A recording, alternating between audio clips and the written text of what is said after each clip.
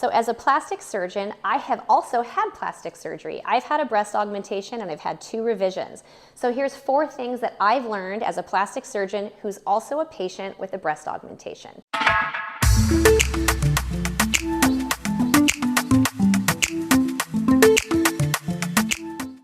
So the first thing I learned is don't let your surgeon pick your size. Do a sizing and be clear with what you want. There is no right or wrong when it comes to breast aesthetics and breast size. You need to get what you want out of the surgery. My very first breast augmentation, I got talked into a size that I wasn't happy with. And then the next time around, I ended up getting the size of my dreams. I listened to a surgeon tell me something wouldn't work, and it did work. So make sure you advocate for yourself, and if something doesn't sound like it's going to work for you, you need to tell your surgeon and not let them talk you into something that you know is not going to work.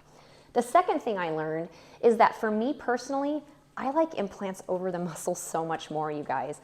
My first set of implants was over the muscle. My second set was placed under. More implants were being placed under at that time. My third set, which I had this last fall, I put them back over. I like it so much more. Under the muscle augmentation is great, but for me personally, I do a lot of Pilates. That muscle flex, I did not even realize how much it bugged me till it was gone. I am so glad that I have my implants back over the muscle. The third thing I learned after having breast augmentation is that silicone implants are so much better.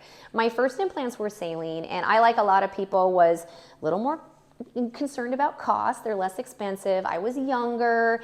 People were scaring me about silicone, but you guys, the silicone implants just are so much better. They feel more natural. They look more natural. I am so much happier with silicone implants. And the last thing I learned the hard way.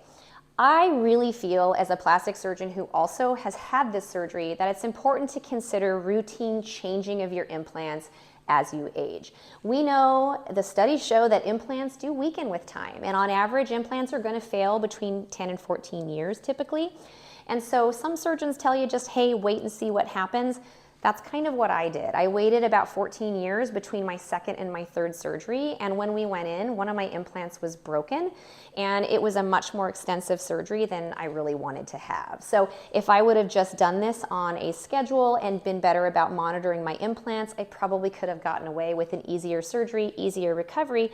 And although I didn't have any trouble, it would have been less risk to me overall. So I really wish that I would have considered just routine switching of my implants, and I would have been more diligent with my breast implant imaging monitoring. So those are the things that I've learned as a plastic surgeon having a breast augmentation. Let me know if you have any questions. I'm happy to answer them.